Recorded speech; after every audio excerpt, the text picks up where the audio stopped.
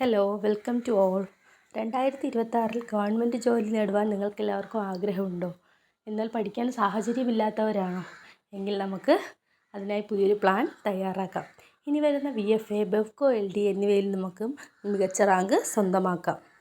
നിങ്ങൾ വീട്ടമ്മമാരാണോ അതേ working woman ആണോ? ആർക്ക് വേണമെങ്കിലും എന്ത് ചെയ്യാം, ഇത് കരസ്ഥമാക്കാവുന്നതേ ഉള്ളൂ. അതിനായി നമ്മൾ ചില കാര്യങ്ങൾ ചെയ്യണമെന്നേ ഉള്ളൂ. ഏറ്റവും പ്രധാനപ്പെട്ടത് നമ്മൾ കുറേ SCERT ടെക്സ്റ്റുകൾ, അതായത് 5 മുതൽ 10 വരെയുള്ള പുതിയതും പഴയതുമായിട്ടുള്ള SCERT ചാപ്റ്റേഴ്സ് അല്ലെങ്കിൽ ടെക്സ്റ്റുകൾ, എസ്പെഷ്യലി സയൻസും സോഷ്യൽ സയൻസും എന്ത് ചെയ്യുക, നമ്മൾ നന്നായി കംപ്ലീറ്റ് ചെയ്യുക. അടുത്തതായി ഏറ്റവും കൂടുതൽ മാർക്ക് സ്കോർ ചെയ്യാൻ പറ്റുന്ന ഒരു 3 ഏരിയയാണ് മാത്സ്, ഇംഗ്ലീഷ്, മലയാളം എന്ന് പറയുന്നത്. ഇത് മൂന്നിലും നമുക്ക് എന്ത് ചെയ്യാം, നല്ല മാർക്ക് സ്കോർ ചെയ്യാവുന്നതാണ്. 10 മാർക്ക് മാത്സിനും ഇംഗ്ലീഷിനും മലയാളത്തിനും 10 മാർക്ക് ഇത് 30 മാർക്ക് നമുക്കവിടെ കിട്ടും. മാത്സ് PYQ നമ്മൾ തുടങ്ങുക. PYQ തുടങ്ങി അത് കഴിഞ്ഞ് ഓരോ ടോപ്പിക്കായിട്ട് ഇമ്പോർട്ടൻറ്റ് PYQ പഠിക്കുമ്പോൾ തന്നെ നമുക്ക് ഏകദേശം ഐഡിയ കിട്ടും. ഏതിൽ നിന്നൊക്കെയാണ് കൂടുതൽ ചോദിച്ചേക്കുന്നത്, എങ്ങനെയൊക്കെയാണ് ചോദിച്ചേക്കുന്നത്, ഇതൊക്കെ നമുക്ക് മനസ്സിലാവും. അതനുസരിച്ച് ടോപ്പിക് വൈസ് പഠിക്കാവുന്നതാണ്. ഓരോ ടോപ്പിക്കും ഒരു പ്രത്യേക നോട്ട് എടുത്ത് അതിലെന്ത് ചെയ്യുക, കൃത്യമായി എഴുതി പഠിക്കാവുന്നതാണ്. ഈ പഠിക്കുന്നതോടൊപ്പം നമ്മൾ എന്ത് ചെയ്യുക, റിവൈസും കൂടി ചെയ്യുക. പഴയ പേപ്പറോ ബുക്സോ അതൊക്കെ എടുത്ത് എന്ത് ചെയ്യുക, നമ്മളതിനെ റിവൈസ് ചെയ്തും കൂടി പഠിക്കുക. ഓരോന്നും നമ്മൾ ഈ ബുക്കിലൊന്നും എഴുതാതെ വേറെ പേപ്പറുകളിൽ എഴുതി കളയാതെ റിവിഷൻ ചെയ്യുമ്പോൾ നമുക്ക് പേപ്പറുകളിലൊക്കെ എഴുതി മാറ്റാവുന്നതാണ്. നമ്മൾ പഠിക്കുന്നതല്ലേ, അല്ലാതെ കറക്റ്റായിട്ട് നോട്ട് എഴുതുമ്പോൾ കൃത്യമായ ഒരു നോട്ട് എടുത്ത് വെച്ച് അത് എഴുതുവാൻ ശ്രമിക്കണം. അതുപോലെ തന്നെ പറയാനുള്ള മറ്റൊരു കാര്യമാണ്, നമ്മൾ ചെയ്യുമ്പോൾ നമുക്ക് അറിഞ്ഞുകൂടാത്ത കാര്യങ്ങൾ അല്ലെങ്കിൽ അതിൽ ഇമ്പോർട്ടൻ്റ് ആയിട്ട് ശ്രദ്ധിക്കാനുള്ള കാര്യങ്ങൾ, ഇങ്ങനെയുള്ള ചെറിയ ചെറിയ കാര്യങ്ങൾ നമ്മൾ ടിപ്പായിട്ട് നമ്മൾ റെഗുലർ എഴുതുന്ന പേനയിൽ നിന്ന് വ്യത്യസ്തമായൊരു കളർ ഉപയോഗിച്ച് എന്ത് ചെയ്യുക, നമ്മൾ എഴുതി കോളത്തിലോ അല്ലെങ്കിൽ സൈഡിലോ മാറ്റി ഇടുക. ഇത് നമുക്ക് എപ്പോഴാണ് ഉപയോഗപ്പെടുന്നത്? ഇത് ഏറ്റവും കൂടുതൽ ഉപയോഗപ്പെടുന്നതെന്ന് പറഞ്ഞാൽ നമ്മുടെ റിവിഷൻ ടൈമിലാണ്. നമുക്ക് എന്തെങ്കിലും ഒരു പ്രോബ്ലം ചെയ്യുമ്പോൾ ഡൗട്ട് വരുമ്പോൾ ഇത് എന്തുകൊണ്ടാണ് വന്നതെന്ന് നമുക്ക് അതിലൂടെ മനസ്സിലാക്കാൻ പറ്റും. അങ്ങനെ നമ്മൾ എന്ത് ചെയ്യുക, മാത്സ് നന്നായി കംപ്ലീറ്റ് ചെയ്യാനായിട്ട് ശ്രമിക്കുക. പിന്നെ എനിക്ക് അടുത്ത് പറയാനുള്ളതെന്ന് വെച്ചാൽ ഇംഗ്ലീഷിനെ പറ്റിയാണ്.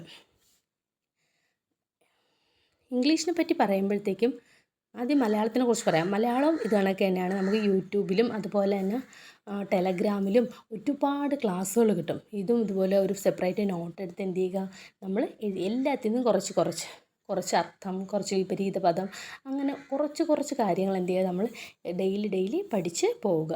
പിന്നെയാണ് ഇംഗ്ലീഷിനെ സംബന്ധിച്ചിടത്തോളം ഇതുപോലെ തന്നെ പ്രീവിയസ് നിന്നാണ് പഠിച്ചു തുടങ്ങേണ്ടത്.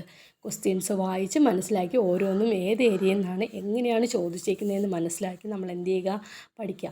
ഗിരീഷ് നയ്യാർ സാറിൻ്റെ ഒരു ചെറിയ ഇംഗ്ലീഷ് ബുക്കുണ്ട്, അത് ഏറ്റവും നല്ലതാണ്. ടാലൻറ്റ് അക്കാഡമിയുടേതാണ്, അത് നന്നായി ഉപയോഗപ്പെടും.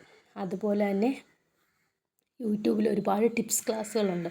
ഇതൊക്കെ നമുക്ക് കണ്ടാൽ എന്ത് ചെയ്യാം, ഇംഗ്ലീഷ് നന്നായിട്ട് കവർ ചെയ്യാനും പറ്റും. അതുപോലെ തന്നെ നമ്മൾ ഇമ്പോർട്ടൻ്റ് ആയിട്ട് ചോദിക്കുന്ന ടോപ്പിക്കുകൾ, നമ്മൾ ഈ പ്രീവിയസ് പഠിക്കുന്ന സമയത്ത് നമുക്ക് കിട്ടുന്നതെന്ന് വെച്ചാൽ ചില ടോപ്പിക്കുകൾ എല്ലാ ക്വസ്റ്റ്യൻ പേപ്പറിലും കാണും. ഫോർ എക്സാമ്പിൾ ഒരിടയ്ക്ക് നമുക്ക് ചോദിച്ചുകൊണ്ടിരുന്നതാണ് എന്താ GST വന്ന സമയത്ത് ഏത് ക്വസ്റ്റ്യൻ പേപ്പർ നോക്കിയാലും GST കുറിച്ചൊരു ക്വസ്റ്റ്യൻ കാണും. അങ്ങനെ റെഗുലറായിട്ട് അല്ലെങ്കിൽ കണ്ടിന്യൂസ് ആയിട്ട് ട്രെൻഡിങ് ടോപ്പിക്കായിട്ട് നമ്മുടെ PSC ചോദിച്ചുകൊണ്ടിരിക്കുന്ന കുറേ ക്വസ്റ്റ്യൻസ് ഉണ്ട്.